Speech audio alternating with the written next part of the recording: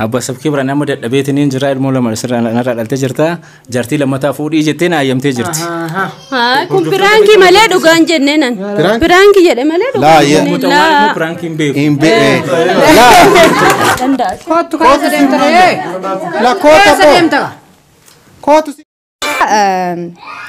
هذا من سانيتيف بكهين كباني واندورة تيتوكو جت جت وكباني مالف واندورة تيتوكو مالف جروني نداو تان كومنتي دلت تجافي كيف دبي أكنا كني تاني بربادة من تلال شيء ولا تاني مستي لا يا جبا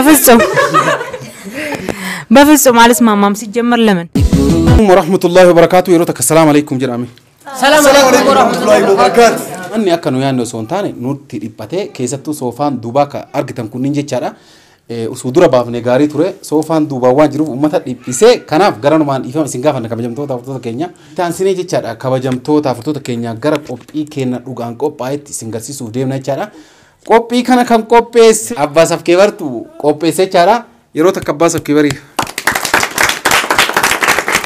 kabajamtoota furtoota keenya sababni waan kana qopheesseef illee isatu jaatii ofiitiif qopheesse nulle waamee jechaadha waan dhosaa asiin dura dalagee orooti jira waan san inillee na haadhiisu isinillee na haadhiiftu isinillee ammoo dhaga'uu qabdanii jedheeti wanni dhosaan dura dalagame yoo ammoo waan dhosaan dalage booda isiin hamaan dhageetturra kan an ifaan ifatti itti menaa wayyaa maal jedheeti iddoo kanatti nu waamee waan dhosaan dalagame wayii nuu himuudhaaf deema jechaadha yeroo takka nama waan dhosaa gara dhugaa baase yeroo takka milee kennaafi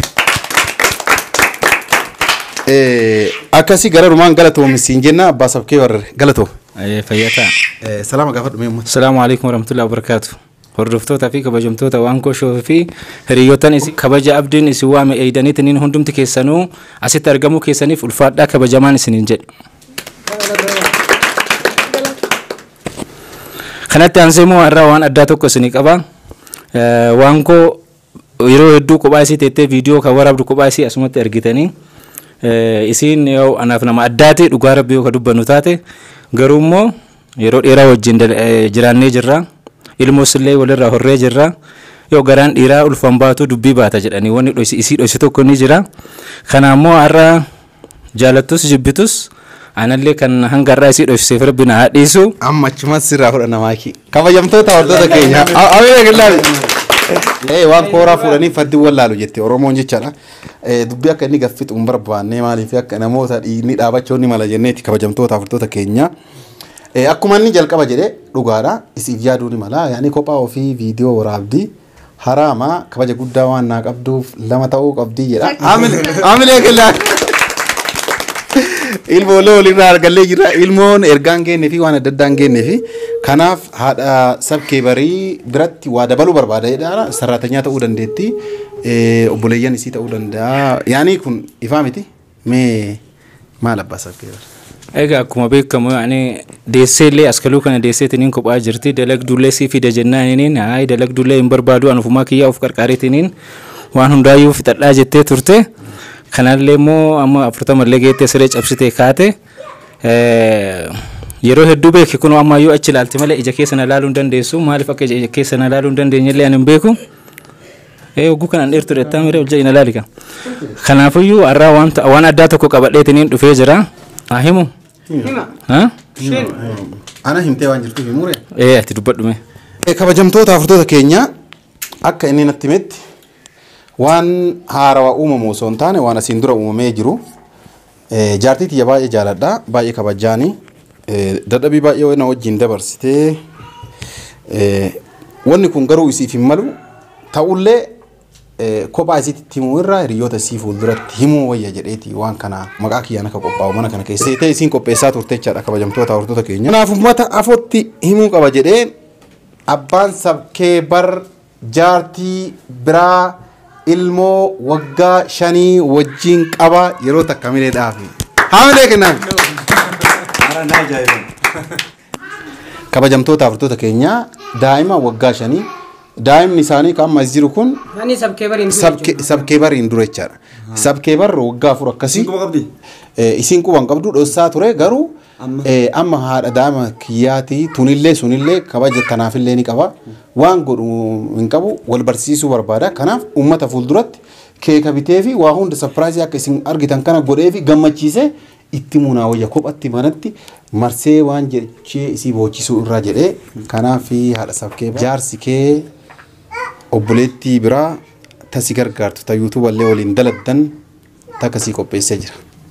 Kanaaf yoo jechuun yoo mirraa kun qophaa'ee dhaga. Yaani ture waggaa si dura jedhanii. Na dura miti kan na dura maaliif natti nimirre? Ni tiniminiif jireenya kiyya keetis kan armaan dura dabre wanta si naqeen qabu anallee jireenya kiyya moo kasiin ergatee natti dhufiniin dura hojii qabu sillee waan si galchin qabu waadaan keenya kanaafi kanaafin si dhoksee dhiifamna irraa ta'in jedhan. Hundi keenya yaani jireenyi sun darbee moo jireenya haarawaati kuni garuu immoo namtittii faana jiraataa jira moo akkamidha yaani naan galleen. Akkanatti metti osoo si fuudhuun duratti erga ilma dhaltee fi kaatee wal lolanii adda adda ba'anii. Adda adda ba'anii deebanii harka si fuudhee ka'ee araarfattee ergasii ammoo sitti himuun sodaate jechuudha. Akkasuma abbaa sabkee. Dhugaadha. Kanaaf waan jaartii lama qabuuf yeroo hedduu sababa hojiitiin jedheetiin dhiisee biraa deema. Kanallee rabbi na haa dhiisu isinillee narraa ijarra naan bisaa isin jedha. Inni kubbaa jedhee aga sa'a 7 halkan keessaa ka galuuf jaartii biraa dhufa. Achi kubbaan sanii kubbaan bar jaartiidha duruwa. Maaltu maal haa ta'u reebti. Laala annatti mee an dheengadda natti mee dhugaa dubbanne dheengadda natti mee na dhageeffadhu koo amma waan biraatii miti amma wanni si dhufneef. Inni jaartii siin dura fuudhe qaba. Eeyyamtee fi isiinillee wal barattanii akka obboleeyyanitti akka waliin jiraataniif tole jedhe. Laki ani wajji waan jiraannuuf obboleeyyanis karaa abbaa moo haadha walitti dhufnaa mitiiti. Yaani jireenya isaa duraati miti kun nullee jireenya jiraataa jirraayyuu shumatti haa deebi'u malee ani hin fedhan. Laa hin jedhamu akkasii. Haadha daa'imaatiin akkam. Haadha daa'imaa biratti haa galu ka. Halkanuu si biraa dhufaa miti innu. Akkuma jedhee halkan keessaa kubbaa jedha yeroo hundaa. Kanaafiyyuu laa hin fedhan kee bareeda. Kalas bareeda akkam goota beektaa ta'e kee gara. Inni akka akkuma duraatti sa'aatii kubbaa sanii mee eeyyamee fi kalas yeroo kee gaduraa irraan muriin sa'aatii kubbaa isaan dhoorgiin araaramtan. Lakkisa ishumatti haa galu anuun nurraa haa bahu ijoollee isaa gargaaru bas. Kanuma dhalee. Asirratti waan ani jechuu qabu viidiyoo isii keessa seentanii ilaaluu dandeessanii waadaa tokko naa galtee jirti viidiyoo tokko dalaydee jirti abbaa sabkee biraan amma dadhabeetiniin jira ilmoo lama narraa dhaltee jirta jaartii lammataa fuudhii jettee na ayyamtee jirti. Kun piraankii malee dhugaan jennee nan. Piraankii jedhe malee dhugaan. Laa piraankii hin beeku. Hin beeku. San qofaa miti dhugaa dubbachuudhaaf piraankiin nama wayititu. Pirankii akkanatti pirankii yeroo baay'ee dhugaatti jira. Dubartoonni of eeggadha dhugaa isin hin jedhan dhugaa isin hin jedhan warra pirankii godhuudhaaf jaartii sirratti fuudheera jedhee irra sirratti fuudhe jedhee isin yoo fuute maaltu naga yeree akka inni taphatu beektee oo fuudhe maaltu si gaheree kan dhugamaa irra fuudhetu jira jechaadha. Biyya kanallee ta'uu baattu biyya biraatti jechaadha. Kanaaf pirankiin dhugaadha muuxawwaan ammoo pirankiin beeku kunoo inni nuun sitti bee jira. Hundaafuu amma tole jettee moo jette? Laan hin jennee maal taate maraat? Laa obboleessa kiyya kun jiruudha kan jiraataa jirru tapha ijoollummaa miti. Obboleeyyan kana fakkaatu akkamittiin ijoollee isaallee gargar dhokseedhi. Ittaansee immoo niitii lammataa fuudhuu fedhaa yoo inni jedhe ani jireenya akkasii keessa hin jiru. Immoo akka inni natti kaloofne sinafootti illee dubbataa jira garuu ijoollee isaa haa gargaaru anis immoo hojjedhee jiraachisuu hin danda'a. Kootu kaasa deemtare. La koota deemtara. Kootu siibar. Sintu qaba kamaan. La koko hin qabinaani isa tas gabbootu taa hin bohaarti. Ilmaa ija keessa bara. Mee warras jirtan mee maaltu sin dhaqa? Anti yaa qobbii akkanaan nama yaamtanii himuun natti hin tolle dhugaa. Dhugaa waan akkanaan ta'u. Maashaa Allah. La sila qabaatee durumatti himuu qaba sirrii. Amma akkanatti sirriin goone egaa. Hin tolle guutuutu hin tolle dhala waan ta'e guutuutu. Gaagni. Ta duraa isee iyyuu nima akkami gaafate. Kuni waan kophaatti himamuu qabuyyuudha silaa kophaatti tasgabbeessuu qaba malee uummata waamee viidiyoo akkanatti waraabaa nullee dhugaa hamilee na tuqame anaayyuu aareen jira. Asirratti abdii waan takkaa jira dhugaa rabbii obboleessa keenya har'aan tana ani waan takkaa jira onni as keessa na rifachiise garuu har'aan nu dura fuula keenya duratti himee isiin tun inni hayyamtii hin hayyamtu osoo hin beekne fuula keenya duratti itti himee isaan kun gargar asii yoo ba'an waan namatti illee ulfaatu viidiyoon irraa waraabaa viidiyoon namoota si yaamanii waan kanaaf nu yaamtanii asitti wanni kun waan ulfaatu akka maaliif akka dhiira akka mataa kiyyatti waan ulfaatu silaa osoo niif hin fuudhin dura tasgabbeessuu danda'a garuu immoo wanni takka ergaa uumamee dabre waan dabre as deebisuu waan hin dandeenyeef amma haala irra jiru irra dhaabbannee isaan kun akka walitti deebanii ilmaan kunis hin diigamne isanis fidanii akka ta'utti yookaan akka itti murtaa'u murteeffamuu qabuun akka mataa kiyyatti kun jecha kiyyatti. ምን ትላለሽ? ያኔ ሁለተኛ ሚስት ላይ ያገባ በፍጹም አልስማማም። ሲጀመር ለምን ልጅቷን ሳያገባ በፊት አግብቷል ከልጅቷ ጋር ማለት ነው። ልጅቷ ወለደች፣ ተጣሉ፣ ተለያዩ። እሷን ከማግባቴ በፊት ነው ከንፈር ወዳጅ ነበረች። ላ ከንፈር ወዳጅ አይደለም ነገር ተጋቡ። ያን ከንፈር ወዳጅ ኒካ አለ። ከዛ አገባው፣ ተጣሉ፣ ተለያዩ፣ ልጅ አለው። ከዛም በኋላ ሴት ልጅ ናት አሰበችና በቃ ይቅርታ እኔ ጥፋተኛ ነኝ ምናምን ብሎ ለማነች ታረቁ። ለሱ ማናገር ፈራው። እንደዛ የሆነ ቆየ። ያኔ እኔ ኩዋሳ ያለው ብለው ይወጣል ሚስቱ ጋር ይሆናል። ኩዋስ ይላል ለሱ ነግሯል። እሱ ኩዋስ ይላል ሚስቱ ጋር ይሄዳል። ሚስቱ ስሙ ኩዋስ ናት። ስሙ ራሱ ኩዋስ ማንቸስተር ኩዋስ ብሎ እንደዛ ይሆናል። አሁን ልጁ አደገ 5 አመት ነው። የቺ ልጁ ደግሞ 4 አመት ነው። የልጁን ሚስት ማጣላት መልሷል። ከመለሰ ግን ለሱ ማናገር ከበደ። ስለዚህ አንቺ አሁን ዛሬ ጎደኛ ፍለፊት እና ለምን አይነገርም ብሎ ነው ይሄን እንትን አለ። ምን ይሰማል? እንደዚህ እኮ መጀመሪያ ለምን መዋሸት ተፈለገ ነው? መጀመሪያ በእውነት የተመሰረተ ነገር ሁሌም ይዞ የሚወጣው እውነት ነው። መጀመሪያ ላይ ማስረዳት ነበረበት ለሚስቱ። ሲቀጥል ፍቃድ መጠየቅ ነበረበት። ምክንያቱም የመጀመሪያው ኦሬዲ ሂዳለች። ህይወት እንዳይበላሽ የእውነተኛ ሚስት እንዳይበላሽ ማዋሸት ሐላል ነው፣ ሐራምም አይደለም። እውነቱ ነው። ለያኔ ውሸትን ሐላል ማለት አይቻልም። እናንተ ወንዶች ልታመሻችሁ ሐራም ነው ሐላል ነው አትበሉ። ማግባት አይቻልም። ለምን ፍቅር በሰውብኝ እቺን ስላስበለጥኳት ምንም ሁለቱም እንዳይቀሩብኝ ስለምፈልግ ሁለቱንም ያስፈልግ። ማሻአላ። ስለዚህ ግን ቢሆንም ሁለቱም ጥሩ ጸባይ ያላችሁ ስለዚህ ሁለቱንም ማጣ ስለማይፈልግ ሁለቱም መጠቅለል ይፈልጋል። ይሄ ማለት ምንድነው? እሷ ከምትወደኝ በላይ ነው ስለምወዳት ልትሄድብኝ ትችላለች። እሺ እንደዛ ከሆነ በአንተ ብታስረዳት በእውነቱ ትቀበላለች። የምትወድህ ከሆነ ትቀበላለች።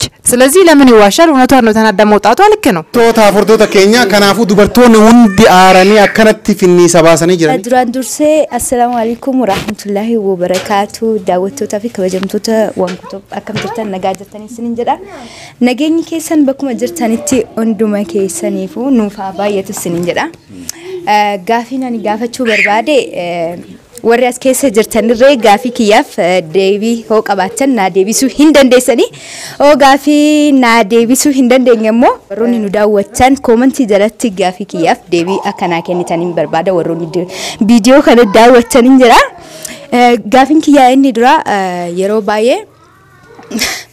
ወሮኒ ዲራ haadha mana saaniitiif bakka hin qabani waan dura ta'e tokko jecha jedhu qabani maaliif waan dura ta'e tokko maaliif jettani kun jireenya keessan keessatti ilmi namaa tokko nama kamiyyuudhaafu bakka qabaachuun dirqama keessani kun warroota dhiiraa dirqama isin ilaallata kun bultiidha tabaa miti maaliif abbas sabkeber jecha jedherratti kun wanna ishii dura warradheedha jechaa turani abbas sabkeber waan ishii dura ta'e tokko gizee olitti dabalamtan si dura waan akkanaatan qaba ilmoo soo qabaatan yookiin immoo laafi dabarsitanii soo qabaatan haadha manaa kiyya waan akkanaan qaba ture jettanii dirqama ishiidhaaf wannu jechuu qabdanii jechuudha inni biraa immoo eega ta'e booda immoo wanti kun odoo ilaa amma ilmoo argatanitti ilaa wannu jettanitti maaliif warroonni dhiiraa yeroo baay'ee haadha manaa keessaniif bakka dhabdanii amile kenna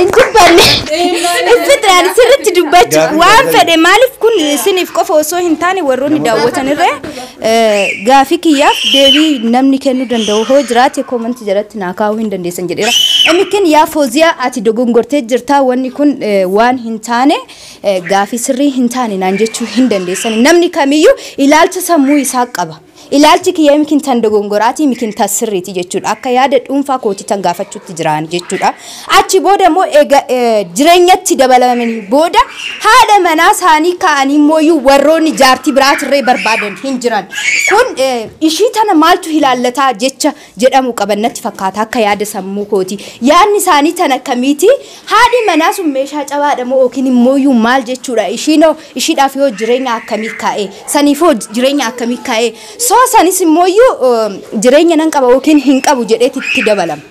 Saniifis ta'ee tanaafis ta'ee deebii akkamii keessan osoo wanti akkanaa isin muddate mee akkamitti haadha manaa keessaniif deebii gahaa ta'e qabdanii.